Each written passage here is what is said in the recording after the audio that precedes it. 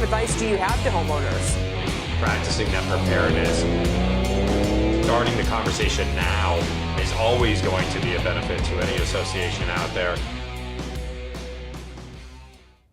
And welcome to Recovery Report Live. I'm Dan Odess, president of GlobalPro, where we manage risk to recovery. And we have managed more than $1 billion in recovery, and we have helped more than 1,000 businesses and community associations navigate the complicated insurance process, from obtaining insurance, recovering from loss, rebuilding. As that cycle continues, we want to always make sure that our clients have the information they can use, and that's what this is all about. So we welcome all of you for tuning in live. If you watch this as a recording, make sure that you check out all the other episodes. There's full of information that you can use. I mean, particularly since the landscape is constantly changing, right? Well, if you suffered damages during the pandemic, as it may have related to whether it's the government enforced restrictions, whether it's physical damage to your property, which the insurance company then conveniently construed to be something other than physical damage, or even though they wouldn't even visit the properties or go into them in the fear that they would get injured or sick from being at the properties, whatever it may have been, if you made a claim, understand that the statute of limitation is fast approaching. There are really important time restrictions when it comes to claims. One of those is the period of time that you can actually bring a claim. That is referred to as the statute of limitation. You want to make sure that if you have made a claim and there are any outstanding requests, that you've complied with those, that you've at least given the insurance company an update.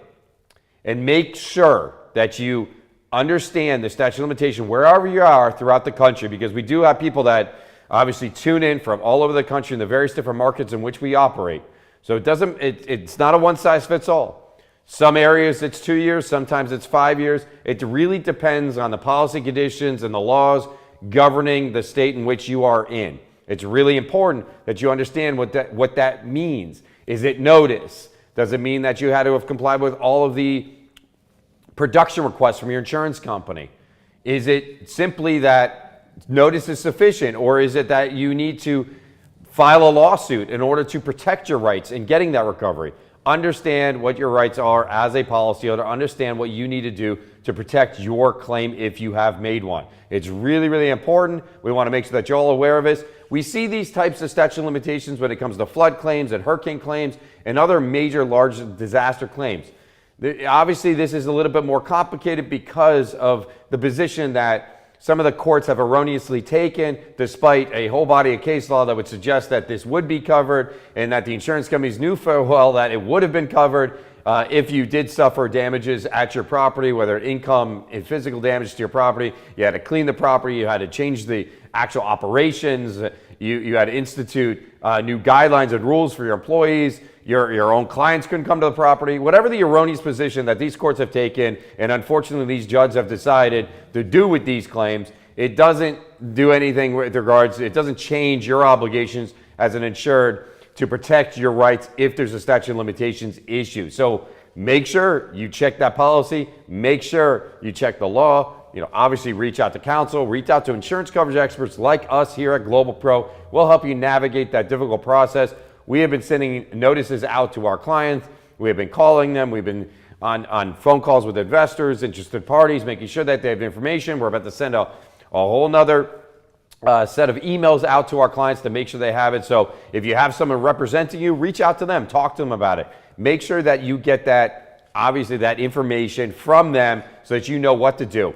Whether you want to pursue it or not, it's important that you know what your rights are and making sure that you've complied with it. So that's what's going on there, right? So there's other things that are also that we're dealing with a lot in these local markets, and I think that you're going to start to see some bigger changes as it relates to community associations, and particularly in the last episode, we talked a lot about the legislation changes and those things that are occurring because of the tragedy that occurred in Surfside.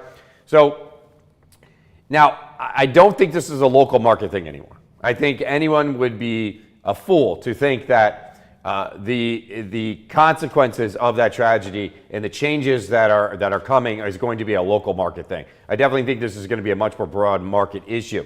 But obviously things are happening much quicker in the South Florida market.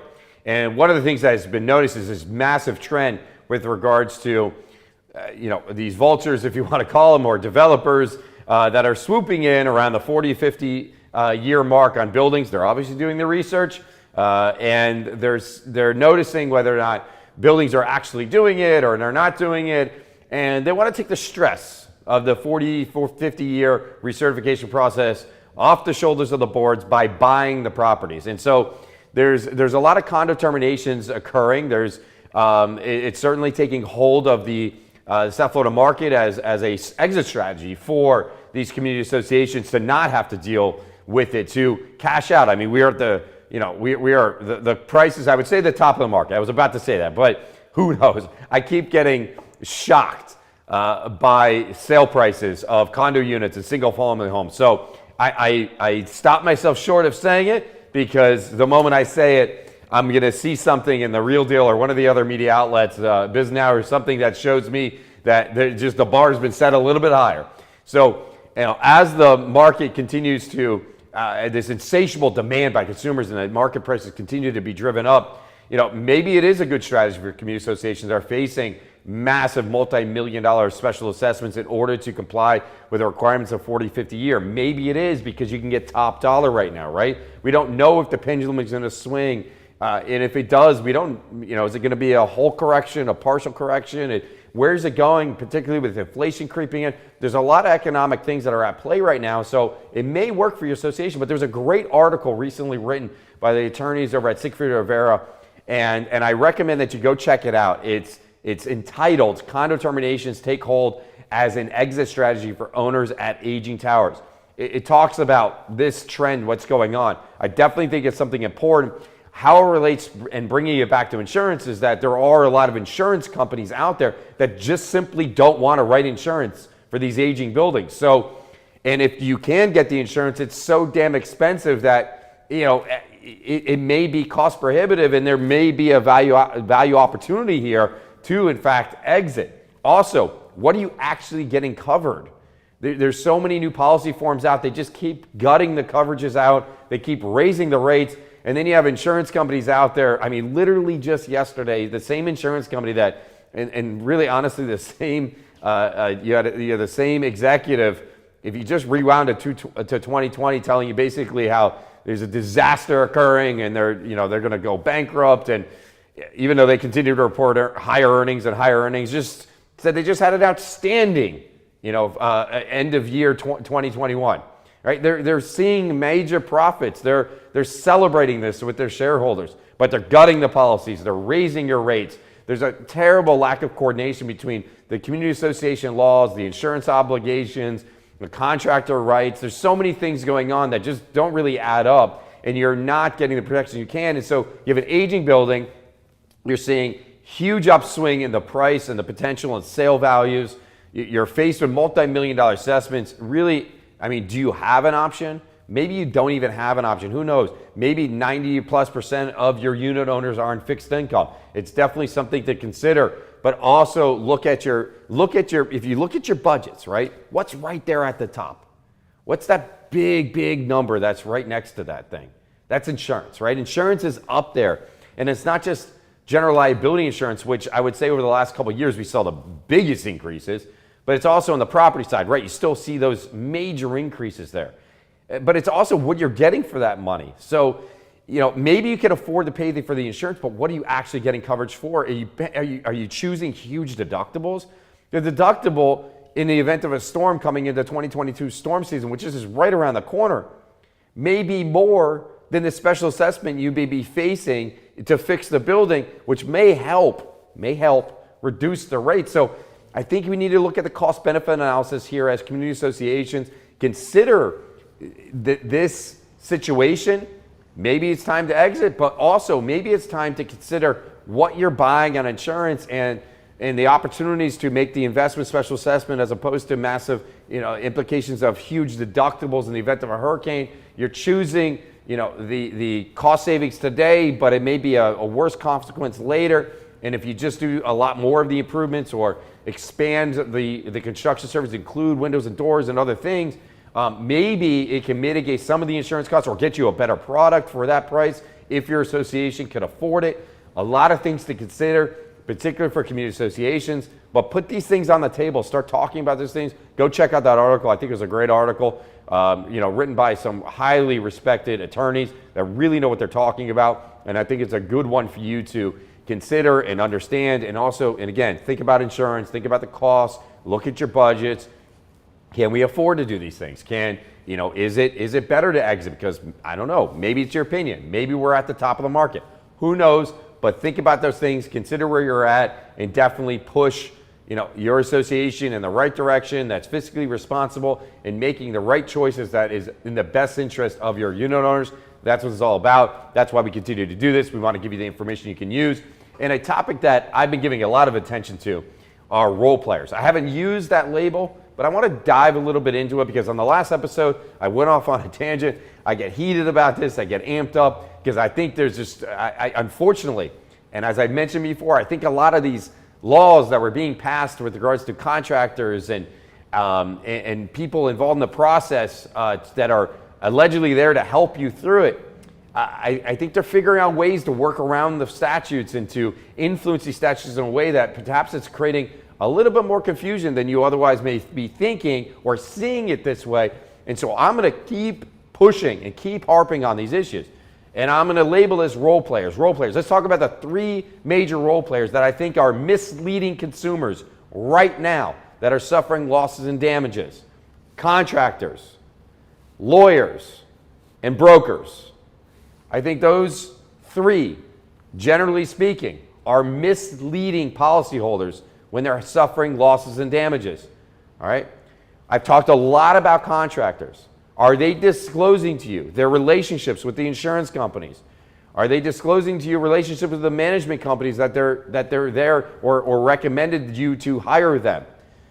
It's one thing to have a relationship with that management company. It's another thing to actually represent the interest of the insurance company in other claims against other associations that lead to litigation in complex situations that requires the involvement of attorneys at some point that push things in the wrong direction. Are you actually recovering the money you're entitled to before you rebuild? Most of these contractors are looking at their own interests. They want the rebuild work. That's where the profit is. They want to suck you dry of your benefits. They want to put back whatever valued engineered materials and labor they can fit within the budget that they've set for you, even though you haven't even recovered the money you're entitled to. They're not there. They can't adjust the claim. There's a statute on it. They cannot represent your interest in the insurance claim. Regardless, and I know you've seen it, regardless of whatever they market, maybe they're teaching CE classes about insurance. I'm not even so sure why the DPR allows contractors to teach classes on insurance. It makes absolutely no sense to me. If they're not supposed to represent your interest, isn't it confusing that they're also standing in front of you teaching a class to property managers and board members about how to adjust a claim, if that by law is exactly what they're not supposed to be doing? I mean, that's what it says. There was a reason why those laws were enacted in place to protect the consumer. And unfortunately, again, I don't think there's proper strict coordination with it. So about lawyers, seen a lot of lawyers get out of their lane and represent to their clients that they can handle insurance claims, whether first party or third party. And the irony, though, is that when I look into the representation, particularly on a third-party claim, or what otherwise should have been a third-party claim, there's no letters pursuant to Florida statutes. There's no emails putting proper notice, communications, documentation. In fact, some of them I just recently, where I noticed that they just immediately filed a lawsuit. It was the craziest thing. In several situations, they did give notice, and then they ran to the local courts. They filed a lawsuit. And unfortunately, if you know anything about the courts right now, it's just a massive bottleneck. Nothing's getting resolved. Nothing's getting paid. Come on. If you don't know insurance, you don't know insurance. It's like going to a colorectal surgeon for brain surgery. You would never do it. Heart surgeon, right? Versus the guy that fixes your shoulders and your knees. You're just not going to do it. Make sure that your attorney actually has experience in insurance. And I'm not just saying that they did one or two or maybe a dozen claims here and there over the last 30 years. of their practice in existence, or maybe they weren't even, they just opened the practice. Maybe they worked at an insurance company at some point or an adjusting firm, and suddenly they're out there hanging their own shingle and they know everything about anything, right? No, that's not what this is, right? You need to understand insurance. You need to understand the adjusting process, construction. You need to understand the law, right? You generally need to understand the how these policies get interpreted. But if you don't also have any of the other skill sets or experiences, then there's something lacking in your representation. And most lawyers have one, maybe two of the skill sets or experiences needed in order to properly actually adjust a claim. That's why they push the litigation agenda, is because they don't want to be, they're comfortable there, right? Because that's what they do, that's what they're hired to do. But also too, when the insurance company receives the demand from a lawyer as opposed to adjuster, you're no longer adjusting a claim, you're effectively in litigation. And the threat of litigation arguably makes the insurance company's entire file privileged. So once in the actual litigation process and you're going through discovery, suddenly you can't get any of the records information because you hired the lawyer before you actually adjusted the claim. So there's a huge disadvantage to that. And are they disclosing that to you? Of course they're not. Why? Because like the contractors, they're interested in their fees, right? They get more fees. They can actually assign themselves fees once in litigation if they prevail, right? So, and then sometimes I've seen lawyers negotiate their fees first before the damages for the client. Well, on the adjusting side stuff, you can't do that, right? You only get paid from the damages itself. So again, another advantage, another kind of cloudy issue that you need to understand. And brokers, oh my gosh. I had a broker just recently tell me basically that his claims representative knows everything and anything, and they went on to do this whole social media campaign about this claim representative. Just go, when I Google the guy, this guy knows nothing about representing a policyholder. He was a risk manager. He went in-house for some big corporation. Then he went and worked for a big insurance company, managing the claims department. He's been making decisions in the best interest of the insurance company for over 15 years. How is he possibly going to know what you as an insured need to do? This isn't something you learn overnight, right? Brokers are there to do one thing. It's to sell you insurance. Yes, they fluff their marketing package full of all this other information. They're there to sell you insurance. I've given this analogy before. Car mechanic, car salesman. You bought the car from the car salesman, but did you go back to the car salesman to change the oil? No, you went to the car mechanic. It's that simple, right? It's that simple. Do you go to your bookkeeper to file your taxes? No, they have different roles and responsibilities. It's the same thing. You have insurance adjusters and you have insurance brokers or agents, right? That's it. They sell you insurance. As an adjuster, we adjust claims. We get you paid. It's that simple. Those are your three major role players right now that I truly believe are the market, because of the rising rates, the limitations in the policies, just the aggressiveness of these three industries with regards to insurance claims, and the amount of misinformation and how poorly they are guiding their clients to recovery, not rebuilding, to recovery, because your insurance obligation is to pay you. That's it, right? You have a loss, you make the claim, it's covered, they pay you, right? It's not rebuilding, even though the contractors are pushing that agenda. Some of the lawyers even like it because I'd rather deal with the incurred expense. Yeah, but you don't know what the scope of the damage is. And your broker, heck, whatever. The less they pay, the better off I look to my insurance company friends over there. And guess what? My client doesn't know it, but I share in profit if the loss runs generally are lower, right? There's actually a sharing of profit between some of the brokerage firms and insurance companies where they've sold a high amount of premium and they have a low amount of claims. They share in that. Again, confusing. These are real facts, real information that you as a policyholder need to know, and that's why we do this show. I enjoy talking about this stuff. I'm a champion for insurance. I have a lot of friends on the other side that work with me through multi-million-dollar claims on a near daily basis. I've built relationships I respect what they do, but as a policyholder, make sure that you protect your rights by making sure that you understand who the role players are and what they're supposed to be doing for you, and continuing to tune into this show right here on the Recovery Report Live every Thursday at 11 o'clock Eastern Standard Time. And for those that are obviously in other parts of the country, adjust the time accordingly, but make sure that you tune in here, get the information that you can use. And guess what? As you all already know, we're celebrating 10 years. That's what 2022 is to GlobalPro.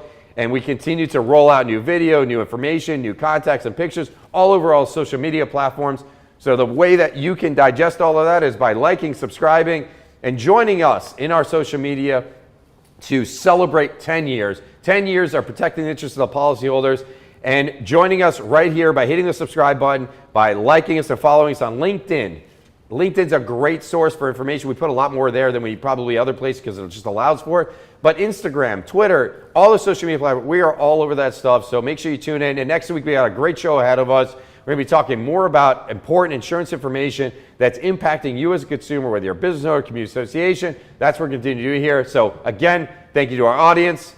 Thank you for joining me today. This is a special day, and a big shout out to my wife, Susie, on her birthday. We're celebrating it today, so I love you, babe, and I can't wait to celebrate tonight with our kids. So happy birthday, and thank you all again for joining us right here on the Recovery Report Live.